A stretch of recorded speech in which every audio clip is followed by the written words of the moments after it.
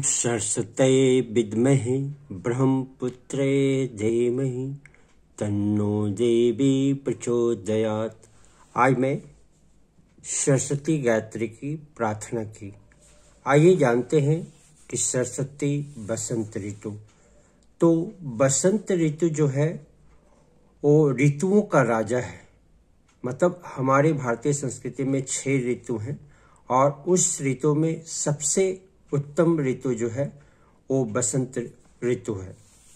और इसी ऋतु के माघ शुक्ल पंचमी को हम सरस्वती का पूजन करते हैं। और आप देखेंगे कि एक कोयल पंछी है जो कि अपनी मीठी वाणी से लोगों को दिल जीतती है। तो ये पंछियों के कलरव और आम जो फलों का राजा है उसकी मंजरी, उसकी शुरुआत यहीं से होती है और धीरे धीरे प्यारी ठंडी हवाएं बहती हैं। और जौ, बाजार, गेहूं जो गांव के रहने वाले होते हैं वो देखते हैं कि इस फसल का अपने घर में आ जाता है। माँ सरस्वती का पूजन करते हैं। लेकिन ये जानना चाहिए कि माँ सरस्वती जो पूजन करते हैं उनका स्थान अगर ब्रह्मा जी के नज़रों में देखा जाए तो उनका स्थान जिह्वा स्थान है और वाणी के ऊपर उनका मतलब नियंत्रण है।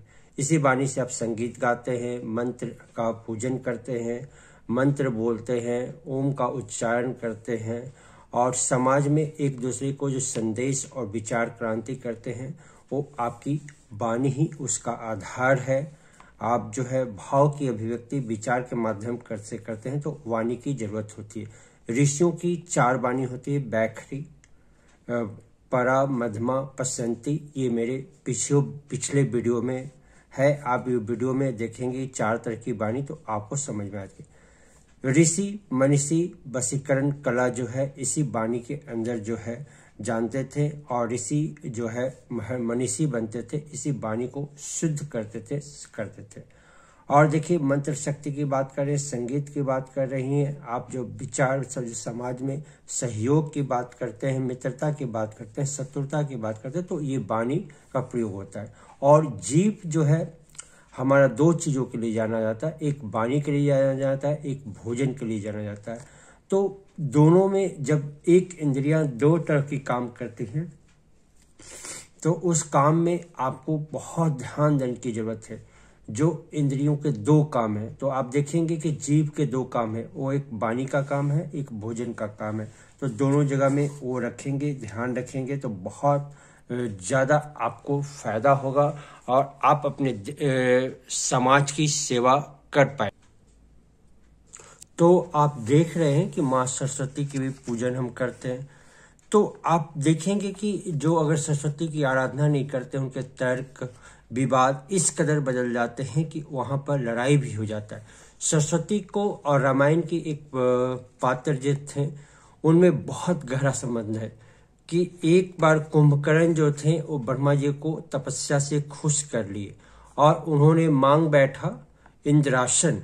तो सरस्वती जी जीभ पर उनकी सवार हो गई और जो है उनको निद्रासन मांगने के लिए मजबूर कर दिया।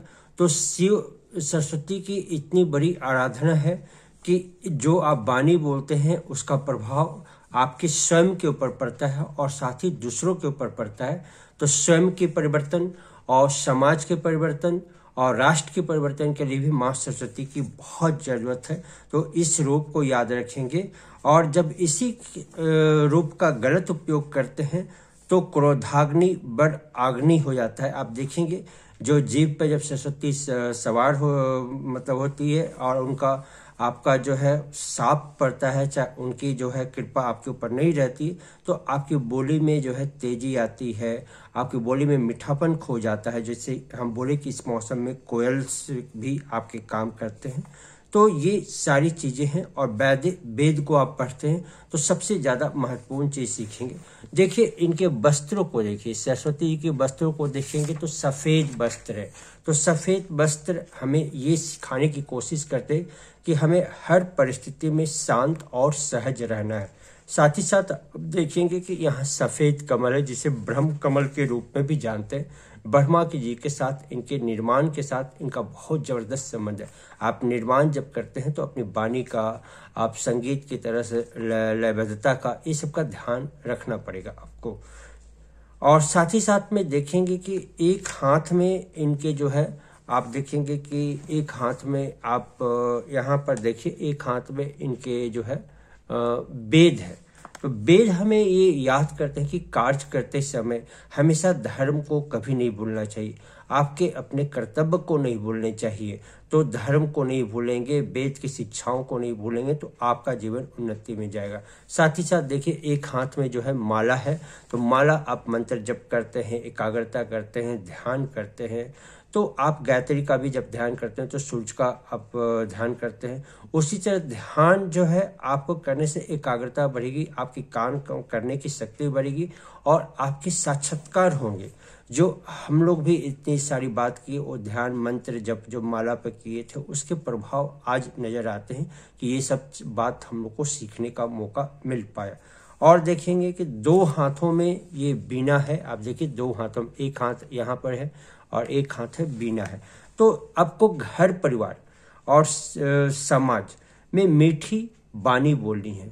तो आप देखेंगे कोयल भी प्रतीक है इस ऋतुराज बसंत का। तो मीठी वाणी बोलेंगे तो मीठी वाणी बोली, ऐसी मीठी वाणी बोली मन का आपा खोए, कोई औरन को शीतल करे, आपो शीतल लगे। तो समाज में एक बहुत बड़ा संदेश जाता है इस मीठी बीना से। और साथ ही साथ देखिए, जब इनके वाहन जो है हंस है, तो हंस क्या करता है, दूध और पानी में जो को अलग कर देता है, दूध को पीता है। तो आप भी सही गलत के फर्क को समझे, सत्य और असत्य के बीच सत्य के रास्ते पे चले, धर्म अधर्म के बीच धर्म के रास्ते पे चले।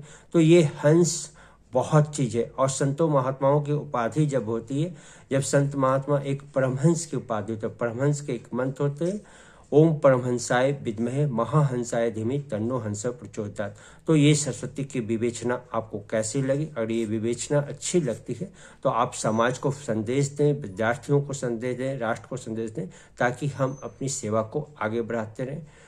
धन्यवाद। अगर प्रणाम। ओम शांति।